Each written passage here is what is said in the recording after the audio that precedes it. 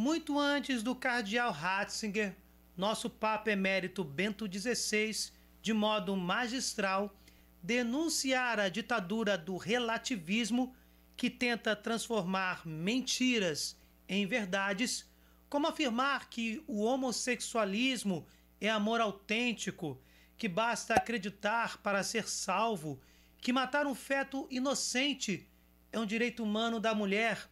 Enfim, antes de Bento XVI denunciar a ditadura maligna do relativismo, John Henry Newman dedicou sua vida a lutar contra este mesmo mal. Porém, na sua época, o nome era outro. Nomeado cardeal pelo Papa Leão XIII em 1879, o prelado inglês, humildemente, declarou que cometera muitos erros em sua vida e que não possuía nada da elevada perfeição que caracteriza os escritos dos santos. Acrescentou, no entanto, ter agido sempre com uma intenção honesta, sem interesses pessoais, uma têmpera de obediência, uma disposição a ser corrigido, um horror ao erro, um desejo de servir a Santa Igreja e, por misericórdia de Deus, uma justa medida de sucesso. A partir daqui, John resumiu sua missão como pastor e teólogo, que seria a de resistir por 50 anos ao espírito de liberalismo em religião. Em outras palavras, o cardeal estava se referindo à ditadura do relativismo. Para ele, esse espírito de liberalismo em religião se espalhou como uma armadilha em todo o mundo. John Henry Newman estava repetindo seu protesto contra esse mal que tenta destruir as verdades anunciadas por Jesus Cristo. Vale dizer que Newman nasceu em 1801, em Londres, criado na tradição anglicana. Aos 14 anos, foi tentado pela descrença e pela autossuficiência e tentou ser um homem bom, sem acreditar em Deus. Em 1816, lendo Força da Verdade, de Thomas Scott, teve sua primeira conversão, mergulhando em uma experiência que lhe deu uma consciência aguçada da existência e da presença de Deus. Mais tarde, estudando os padres da igreja, descobriu a honestidade da igreja primitiva, continuou sua luta contra o espírito do liberalismo na religião e fundou, com alguns colegas, o movimento de Oxford, que passou a defender o retorno do cristianismo primitivo por meio de uma reforma dogmática, espiritual e litúrgica na igreja anglicana. Newman percebeu que a polêmica contra o liberalismo religioso exigia uma doutrina fundamental sólida. Ele estava convencido de ter encontrado a base para tanto nos escritos dos padres, que ele admirava como os verdadeiros arautos e mestres da fé cristã, representantes daquela religião antiga que praticamente desaparecera desta terra e que devia ser ressuscitada. Naquele momento, Newman achava que a igreja anglicana era a legítima herdeira do cristianismo primitivo e da verdadeira Igreja de Cristo, já que não possuía sinal nem dos erros doutrinais dos protestantes, nem da corrupção e dos abusos que ele acreditava existir na Igreja Católica. Mais tarde, estudando a Igreja no século IV, Newman fez uma grande descoberta. Percebeu o cristianismo do seu próprio século refletido em 3 grupos religiosos daquele período. Nos arianos, ele via os protestantes. Nos ortodoxos, ele via a Igreja Católica. E nos semi-arianos do século IV, ele via os anglicanos do seu tempo. Newman percebeu que os conflitos doutrinários na Igreja Antiga eram resolvidos não só com base no princípio da antiguidade, mas também no da catolicidade. A opinião da Igreja como um todo é um decreto infalível, inspirado pelo Espírito Santo.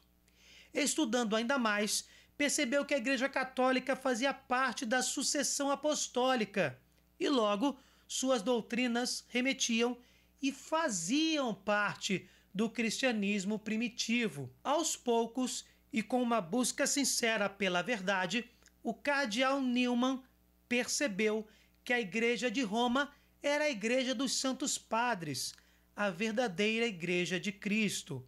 Em 1845, Newman abraçou a fé católica. Depois de se ordenar padre católico, Newman fundou o Oratório de São Felipe Neri, em Birmingham.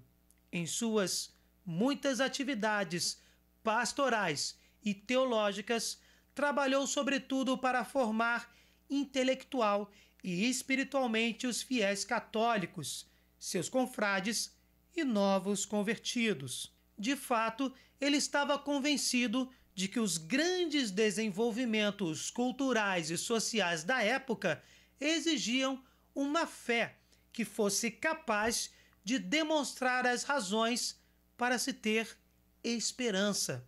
Enfrentando exatamente a ditadura do relativismo, só que com outro nome, espírito do liberalismo na religião, Newman diz que a religião natural reconhece a doença, mas só a doutrina central da revelação, a mediação de Cristo, pode curar a culpa e a impotência moral.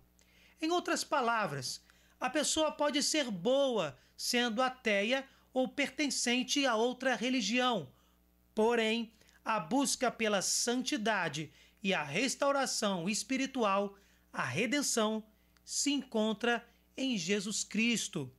Também de forma resumida, o cardeal explica que o cristianismo não é uma coisa da história, algo que passou. Suas fundações certamente se encontram em gloriosas memórias passadas. Entretanto, seu poder está no presente. Primeiramente e acima de tudo, está na Santa Missa, na qual ele, Jesus, que morreu uma vez por nós sobre a cruz, traz de volta e perpetua, através de sua presença literal nela, aquele único e mesmo sacrifício que não se pode repetir.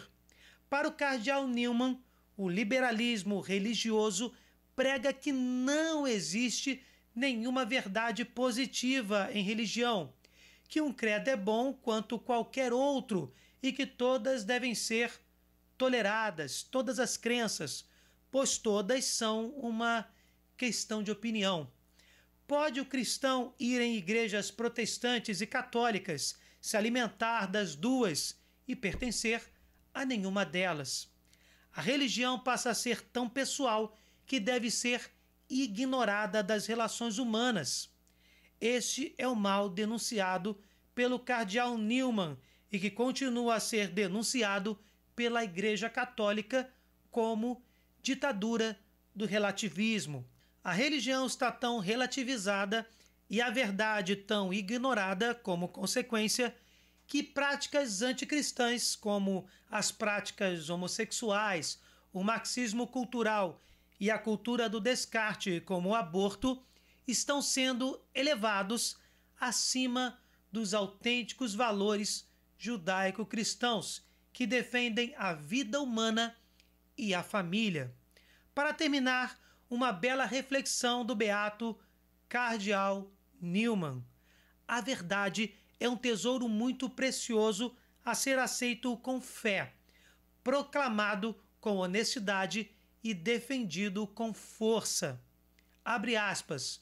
Normalmente, a igreja nada tem a fazer, a não ser cumprir com seus próprios deveres, com confiança e em paz, esperando ver a salvação de Deus. Fecha aspas.